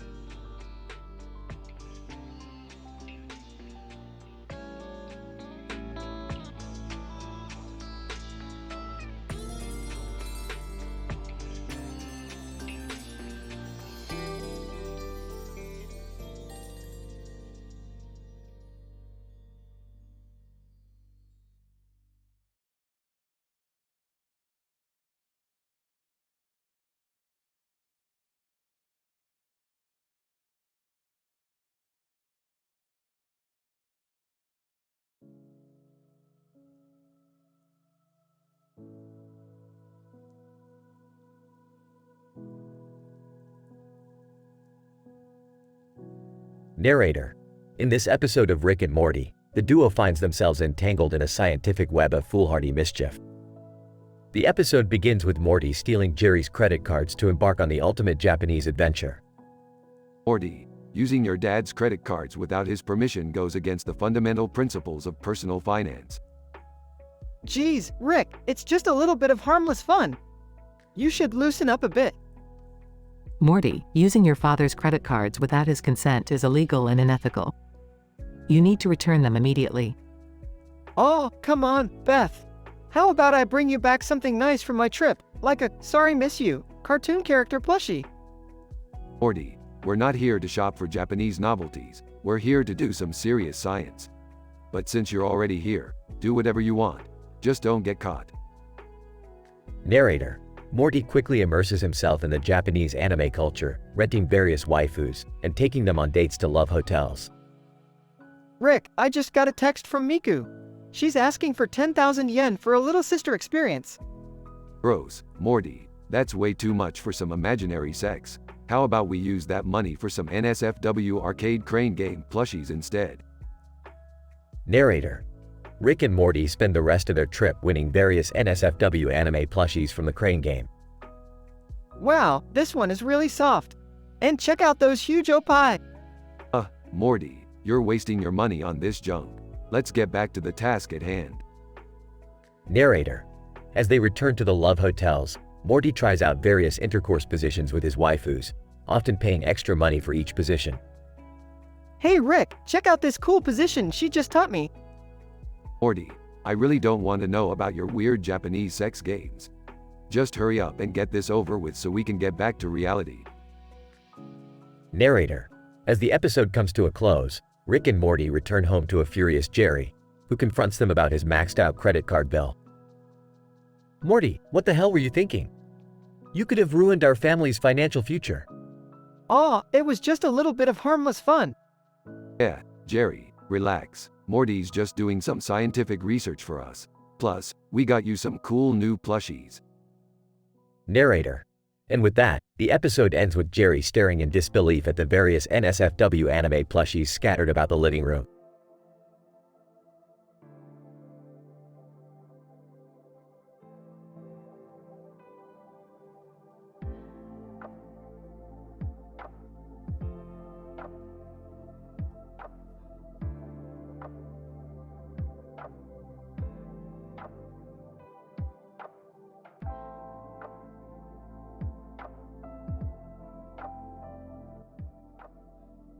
The episode opens with Rick and Morty lounging in the living room, when suddenly Beth rushes in and announces that she's hired a new veterinarian at her clinic. Morty pipes up and suggests that they set up an OnlyFans page for Beth and the new vet, since he noticed that the vet has a remarkably long slong. Rick scoffs at the idea, but Beth and Summer are intrigued, so they go ahead and start filming some racy content. To everyone's surprise, they start making a ton of money, over $10,000 a month. Morty excitedly reads out the ratings and comments from their fans, which are both hilarious and disturbing.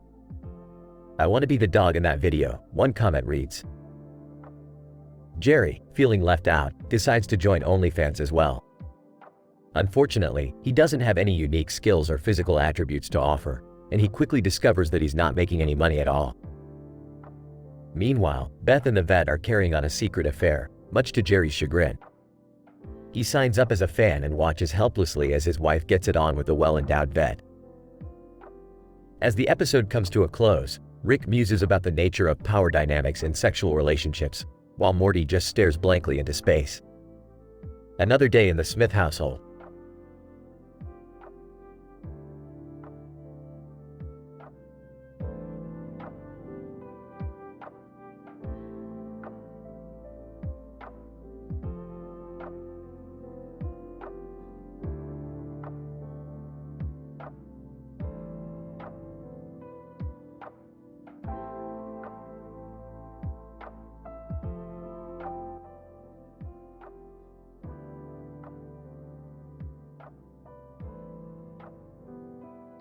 Title: The Science of OnlyFans. The episode begins with Rick and Morty working on a new invention in the garage.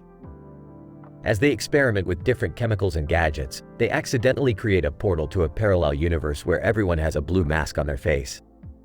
Oh great, we've stumbled onto another freaky universe. Let's hope they don't have any weird fetishes. Rick, speaking of fetishes, did you notice that Beth's new veterinarian has a pretty big slong? Morty, don't be inappropriate. But now that you mention it, I did notice. Meanwhile, Summer walks in and overhears their conversation. Guys, you know there's a way to monetize that, right? You can start an OnlyFans. OnlyFans? What the hell is that? It's a website where people pay money to see exclusive content from creators. And I bet people would pay to see your slong veterinarian and Beth. I don't know, that seems a little sleazy. But Morty sets up their OnlyFans account, and soon they're raking in the cash. Hey, Beth, last month we made $50,000 from our OnlyFans. And people are leaving us really positive comments about your, assets. I can't believe I'm doing this. But hey, if it pays the bills. Meanwhile, Jerry is feeling left out and decides to start his own OnlyFans. But despite his attempts to showcase his assets, no one seems interested. What the hell? How come no one wants to see my flabby body? Typical Jerry, always trying to cash in on the latest trend and failing miserably. But things take a turn for the worse when Jerry catches Beth with a slong veterinarian in an OnlyFans video. What the hell is this? How could you cheat on me with a guy with a bigger slong than me? Jerry, it's not what it looks like. We were just trying to make some extra money. The episode ends with Jerry left alone and powerless while Beth and the veterinarian continue to thrive on their successful OnlyFans account. I guess there's no use crying over spilled milk. Or in this case, a spilled slong.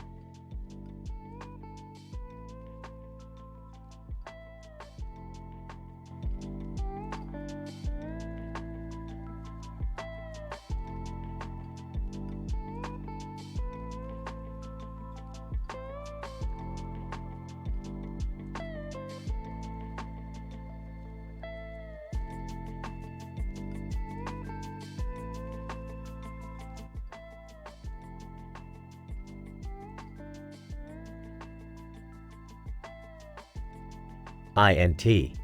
Smith House, Laboratory, Day. Rick is seen examining a piece of paper with a microscope in his hand and a microscope in his other hand. Morty and Summer enter the lab. Hey Rick, what are you doing? I am analyzing the molecular structure of this piece of paper, Morty. Can't you see? Rick? Why do you have two microscopes? One is for analyzing the paper at a molecular level and the other one is for counting the number of stupid questions you guys ask me. Beth enters the lab and begins to speak. Hey, guys. Have you seen the new veterinarian at my clinic? No, why? Let's just say he has a really long slong. That's scientifically impossible, Beth. I need to see this for myself. Beth takes Rick to the clinic to meet the veterinarian. They both confirm that the veterinarian does, indeed, have a long slong. Morty then comes up with an idea. Hey, why don't we set up an OnlyFans for Beth and the veterinarian? They can make a lot of money. Beth agrees to the idea and they set up the OnlyFans account. The account becomes a huge success, with Beth and the veterinarian making over $10,000 a month and getting great ratings and comments from their fans. Meanwhile, Jerry becomes jealous and decides to open his OnlyFans account. However, he quickly realizes that he is not making any money. This leads to him signing up for Beth's OnlyFans account and watching her have an affair with the veterinarian every night. I can't believe this is happening. My wife is having an affair with a guy with a long slong and I have no power to change the situation. Oh, shut up, Jerry. It's not like you were any good in bed anyway. The episode ends with Jerry crying in a corner while Beth and the veterinarian laugh all the way to the bank.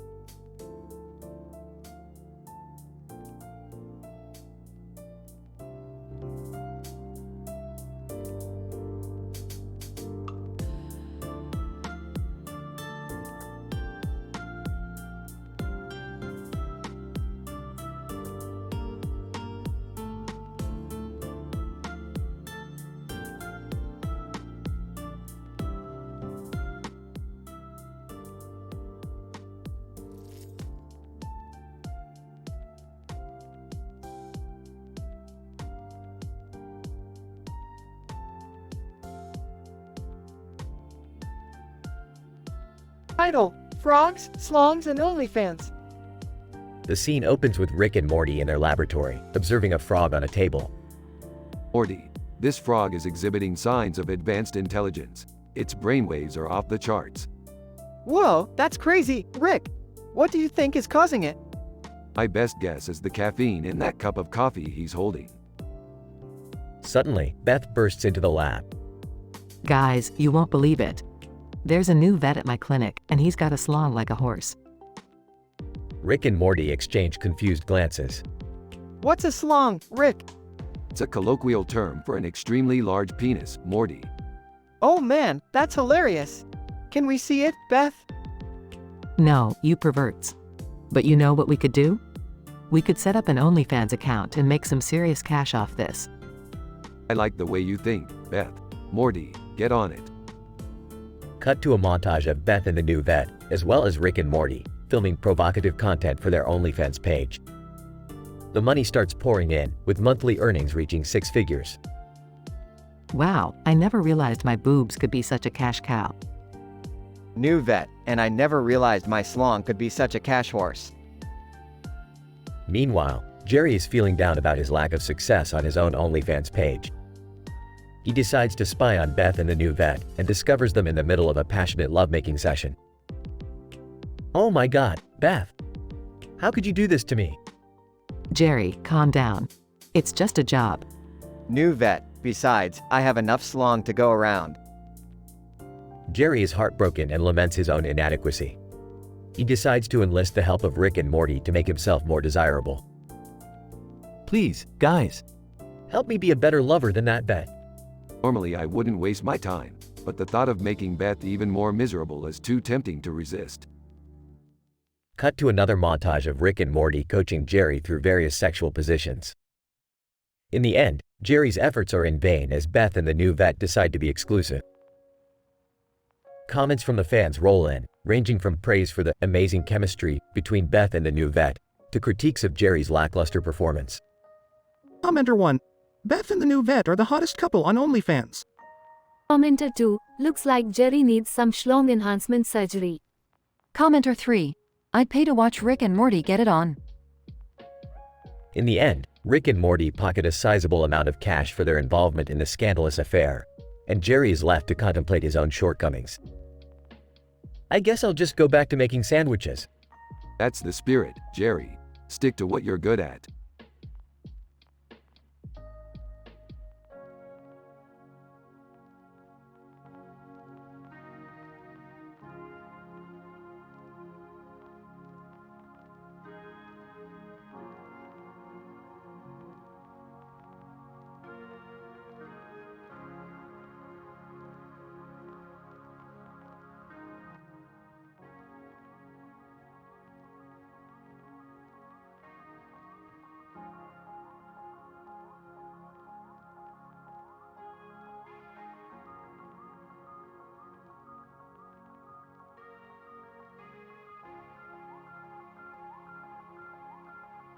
Title: The Quantum Speculum.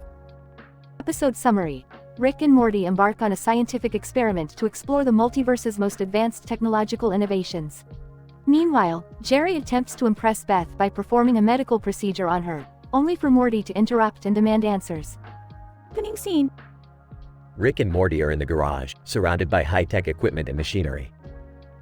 Rick is tinkering with a large, glowing device, while Morty is nervously fidgeting with his lab coat. Morty, hand me the quantum phase modulator. Okay, Rick, but are you sure this is safe? As if I'd ever do anything that wasn't safe. Now hand it over. Morty reluctantly hands over the modulator, and Rick activates it, causing a portal to open in front of them. Here we go, Morty. Let's explore the wonders of the multiverse.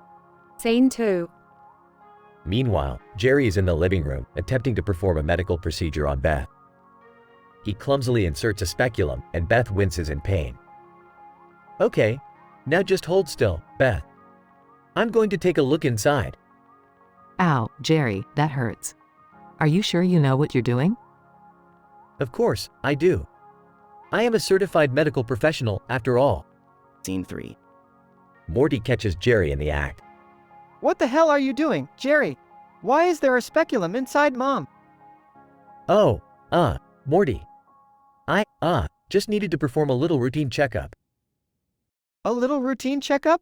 That's not a checkup, Jerry. That's a medical instrument shoved up inside my mother. Hey, calm down, Morty. I'm just trying to impress your mom. I thought she might like it if I showed her my medical skills. Impress her? You've got to be kidding me. You're a buffoon, Jerry. Mom, are you okay? I'm fine, Morty. Just get Jerry to remove this thing, please. Okay, Jerry. Here's what's going to happen. You're going to answer 10 questions for me, and then you're going to take that thing out of Mom. What? Why do I have to answer questions? Because I need to make sure that you know what you're doing, Jerry. I don't want anything bad happening to Mom. Jerry sighs heavily and complies. Scene 4. Morty starts asking Jerry the questions. Question 1. What is the proper angle for inserting a speculum? I believe it's about a 30-degree angle. Correct. Question 2. How far should the speculum be inserted inside the vagina? Approximately 4 inches. Correct. Question 3. How do you clean a speculum? With soap and water. Correct. Morty continues asking Jerry the questions, and he answers them all correctly, much to Morty's surprise. Scene 5. Jerry removes the speculum, and Beth breathes a sigh of relief. Thank you, Jerry. That was definitely an experience. I'm sorry, Beth. I just wanted to impress you. I guess I got a bit carried away. It's okay, Jerry. Just maybe stick to impressing me in other ways next time. Yeah, like maybe don't shove medical instruments inside my mom. Rick suddenly appears through a portal in the wall, holding a strange, glowing object. Hey, Morty, Jerry, you're never going to believe what I found. This thing is the most advanced piece of technology in the multiverse.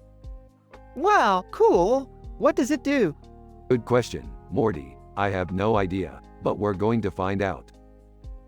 The screen fades to black as Rick, Morty, and Jerry excitedly huddle around the glowing device, ready to embark on their next adventure.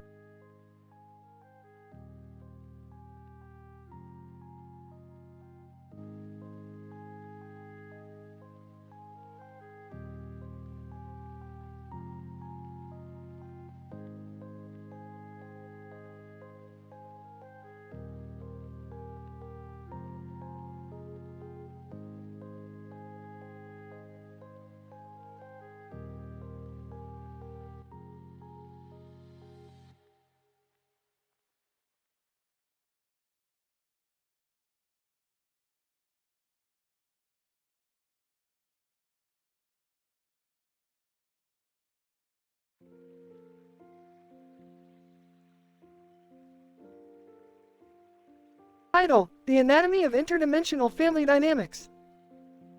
Synopsis. **** Rick and Morty are in the lab, working on an interdimensional travel device, when Jerry bursts in, holding a speculum and claiming he needs Rick's help with something. Morty catches Jerry in the act of inserting the speculum into Beth and demands answers. What follows is a crazy, hilarious episode in which the characters explore the inner workings of their dynamic, both interpersonal and anatomical. Rick, Morty, hand me the quantum destabilizer. Morty, here you go, Rick. Hey, what's going on with Jerry? Jerry, I need Rick's help with something. Beth's experiencing some discomfort. Rick, discomfort? What are you, a gynecologist now? Jerry, no, it's just, something's not right down there. I need your expertise, Rick.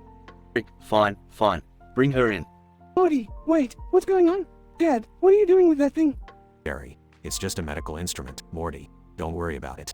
Morty, no, I'm gonna worry about it. What are you doing to Mom? Jerry, it's really none of your business, Morty. Just trust me, it's for her own good. Morty, yeah, I don't think I can do that. What is that thing? Jerry, it's a speculum, Morty. It's used to. Morty, no, I know what it is. I just don't know why you're using it on my mom. Jerry, look, Morty, your mom's anatomy is just different from ours. I'm trying to help her out, okay?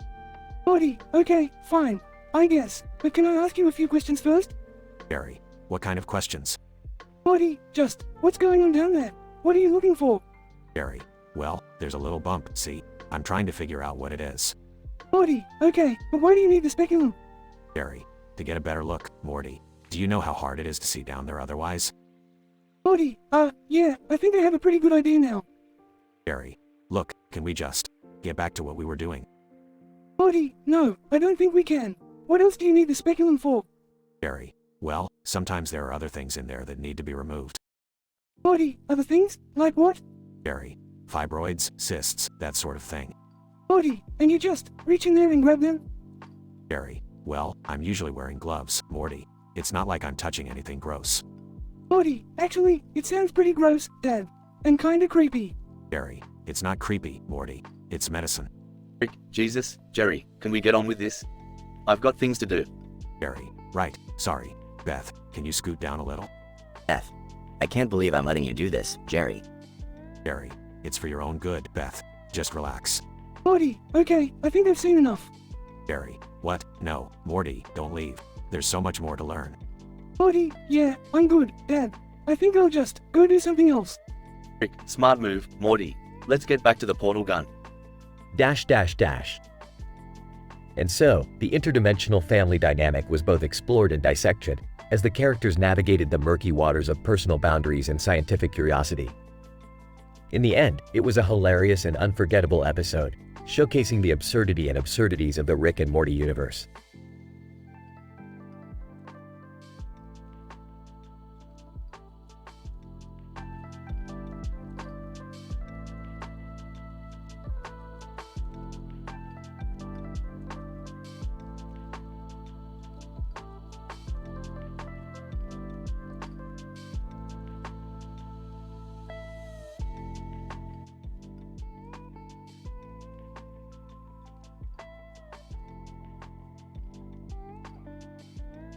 Title: The Multidimensional Speculum. The episode starts with Rick and Beth in the garage working on a top-secret project. Meanwhile, Morty and Jerry are in the living room watching TV. Suddenly, Jerry notices a strange object on the coffee table. What the hell is that? As he picks it up, he realizes that it's a speculum. Beth, what are you doing with this thing? Morty, curious about what's going on, approaches them and starts asking questions. What is that, and why is it in Mom's drawer? Beth enters the room, caught off guard by Morty's question. Oh, it's nothing. Just something I borrowed from work. Rick, overhearing the conversation, interjects. Borrowed? More like stolen. That's a multidimensional speculum. It's capable of performing invasive procedures in multiple dimensions simultaneously. Morty, shocked by Rick's explanation, continues to question Beth. What kind of procedures? Is it dangerous? Are you in trouble? Beth, trying to calm Morty down, reassures him that everything is under control. It's just a minor experiment. We're testing its capabilities to expand medical research into multiple dimensions. Jerry, still confused, asks another question. Why do you need a multidimensional speculum if it's just a minor experiment? Rick, annoyed by Jerry's ignorance, explains. Jerry, this is scientific research. We need the best equipment available to achieve optimal results. Suddenly, the speculum begins to emit a strange glow, and a portal starts to form. Oh, something's going wrong. Everyone, brace yourselves. As the portal grows larger, a figure emerges from it. It's a multidimensional being, and it's not happy. Multidimensional being, how dare you use a speculum to invade our dimension? You have tampered with forces beyond your understanding. Rick, trying to calm the being down, explains the situation. We didn't mean any harm. We're just conducting a scientific experiment. The being, still angry, demands that they return the speculum and leave its dimension immediately. Beth, realizing the danger, agrees to hand over the speculum. Okay, you can have it back. We're sorry for any trouble we caused. As the being disappears through the portal with the speculum, Morty asks one final question.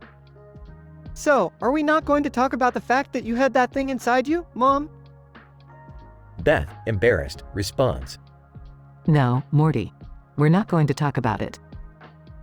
As the portal closes, the episode ends with Rick and the family looking at each other, relieved that the multidimensional speculum is no longer in their possession.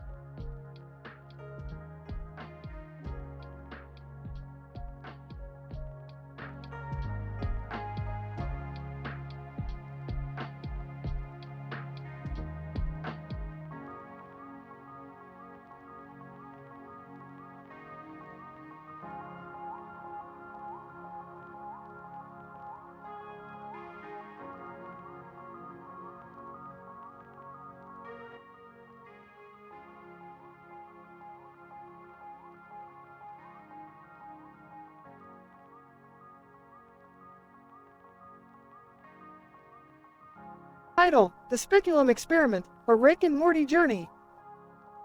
The episode begins with Rick and Morty experimenting with a new dimension-traveling device. They end up in a remote laboratory where they find themselves seated next to a strange man wearing a gas mask and another with a fake face. Suddenly, Jerry bursts into the room, frantically carrying a medical speculum and exclaiming about his wife, Beth's, medical emergency.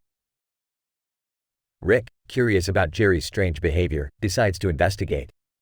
Using his advanced scientific knowledge and experimental tools, he observes Beth's anatomy firsthand and discovers that she requires a medical procedure using a speculum. Meanwhile, Morty catches Jerry in the act and becomes curious about the strange device he is wielding. He proceeds to ask Jerry 10 consecutive questions about what he is doing with the speculum, resulting in some hilarious interactions between the confused Jerry and the bewildered Morty. 10 questions Morty asks are as follows. 1. What is that device? It's a medical speculum. It is used for diagnostic purposes. 2. Why are you holding it? Beth needs a medical examination, and this device is required. 3. Why is she lying down? She needs to remain in a horizontal position for me to perform the exam. 4. Why are you inserting it inside her body? It's used to visualize the cervix and other parts of the reproductive system. 5. Is that painful? Not usually, but there may be some discomfort during the examination. 6. Are you a real doctor? No, I'm not a medical practitioner, but I've learned this technique from some online tutorials.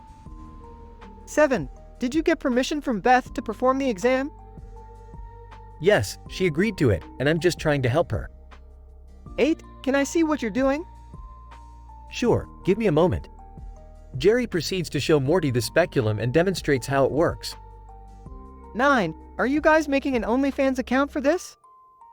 What? No, of course not. 10. Can I open one myself? After this episode's release, the fandom goes wild with jokes and hilarious commentaries on social media.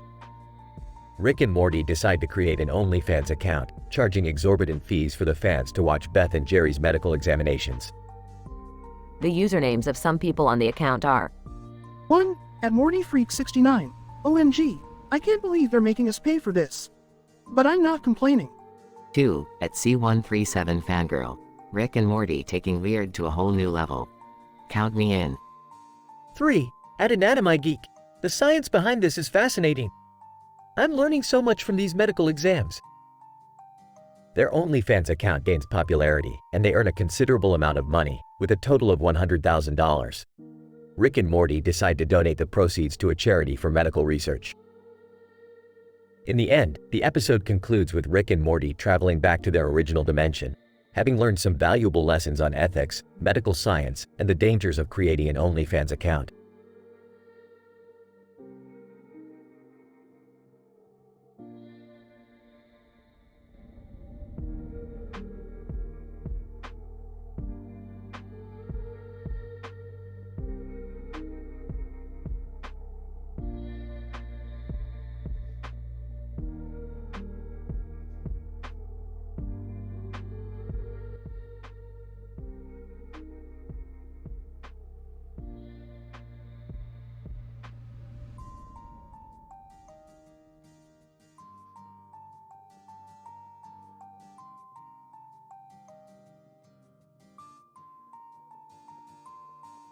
Title: The Lethal Combination of Money and Speculums. The episode opens with Rick and Morty in the lab working on some scientific experiment involving wormholes and parallel universes. Jerry comes into the lab with a desperate look on his face, holding a knife and wads of cash. Rick immediately recognizes the look in Jerry's eyes as the "I'm in over my head" look, and Morty just rolls his eyes. Jerry, what's going on? Did you finally take up a life of crime? No, it's nothing like that. I just needed some extra money, and I figured I could sell some of my personal items online. What kind of personal items? It's not important, Morty. What is important is that I came across this really valuable antique knife that I can sell for a fortune. As Jerry waves the knife around, Morty notices that there's something off about Jerry's behavior. He follows Jerry out of the lab and into the living room, where he sees Jerry holding a speculum and a wad of cash. Dude, what the hell are you doing with that speculum? It's a long story, Morty. But I can explain. See, Beth and I. Whoa. You and Mom? Well, yeah. I mean, no. It's not like that. We just... I don't want to hear it, Jerry. Just answer my questions. Morty grills Jerry with a series of questions, trying to get to the bottom of what's going on. Jerry lies and fumbles his way through the questions, but Morty eventually catches him in a lie. He storms off to tell Rick what's going on, leaving Jerry alone with the speculum and the cash. What am I going to do now? Suddenly, Summer bursts into the room, holding her phone and giggling uncontrollably. Oh my god, Jerry. Have you seen this? Seen what? Summer shows Jerry her phone, where there's an OnlyFans account linked to their family name. Jerry tries to deny any involvement, but Summer isn't buying it. Come on, Jerry. I know it's you. Don't be ashamed. You're making bank. Jerry reluctantly admits that he started the OnlyFans account to make some extra money, and Summer convinces him to let her manage it. She starts posting pictures and videos of Jerry and Beth using the speculum, and the money starts pouring in. As the night goes on, Rick and Morty watch in horror as the OnlyFans account skyrockets in popularity. They see comments from people with ridiculous usernames like Speculord69inches and Dollar Bill Dildo, and they can't believe what they're seeing. The content gets more and more outrageous as Beth starts incorporating other household objects into their videos. In the end, the family makes millions of dollars from their OnlyFans account, but at what cost? Morty is traumatized by what he saw, and Rick is disgusted by the whole thing. The episode ends with Jerry, Beth, and Summer counting their money and laughing uncontrollably, while Morty and Rick sit in silence, contemplating what just happened. Summer, hey, look at this comment. I've never been so turned on by a speculum before. Ha ha ha. Jerry, wow, we really hit the jackpot with this one. Morty, I can't unsee what I saw. I might be scarred for life. F. Oh, Morty, you're just being dramatic. Rick, I can't believe what I'm seeing. This is the most disturbing thing I've ever witnessed. Speculord69. Hey, Beth, can you use a cucumber next time? Asking for a friend, winking face.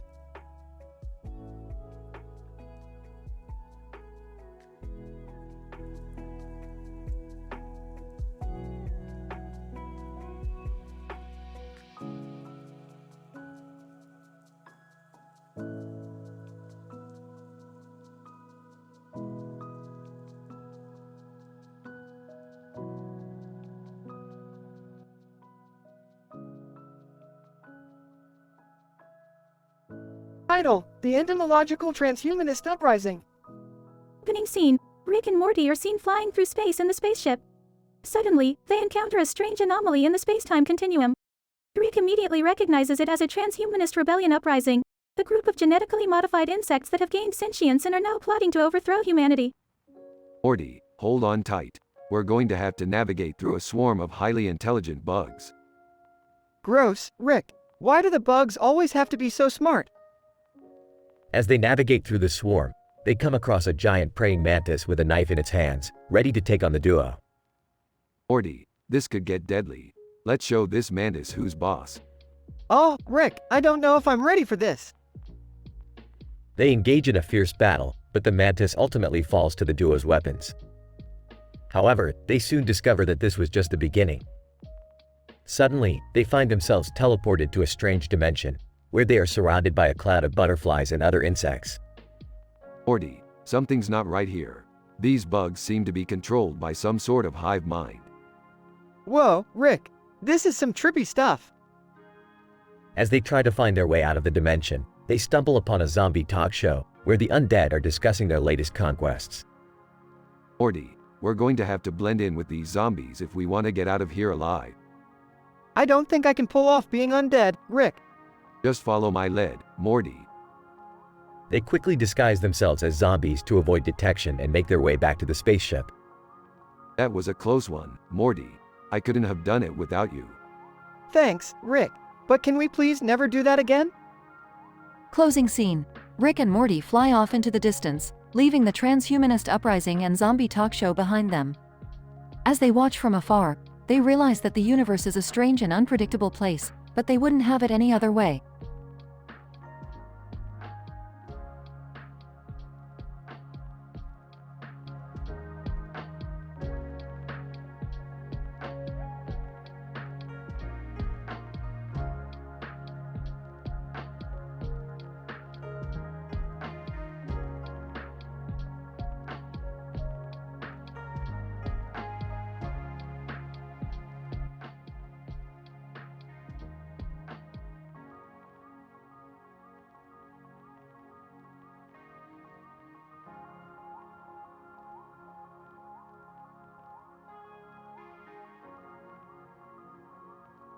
Title: Yellow Visionary, The Quest for Curry.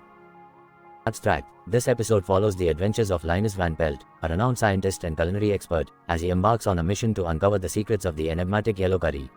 Along the way, he teams up with a mysterious man with yellow goggles, whose unique perspective on the world provides invaluable insights into the mysteries of the universe. Scene 1. Linus Van Pelt is seen in his laboratory, examining a sample of yellow curry under a microscope. He mutters to himself, fascinating. The molecular structure suggests a complex interplay of spices and aromatics, yet the flavor profile defies conventional categorization. Scene 2. The man with yellow goggles suddenly appears in the laboratory, startling Linus. Greetings, friend. I am Yellow Visionary, and I have come to help you unlock the secrets of the Curryverse. Scene 3. Linus is initially skeptical of Yellow Visionary's outlandish claims, but is soon won over by his unique insights into the nature of reality. Together, they embark on a journey through the multicolored landscapes of the Curryverse, encountering strange creatures and mysterious phenomena along the way. Scene 4. As they traverse the Yellow Dimension, Linus and Yellow Visionary come across a temple dedicated to the worship of a powerful curry spirit.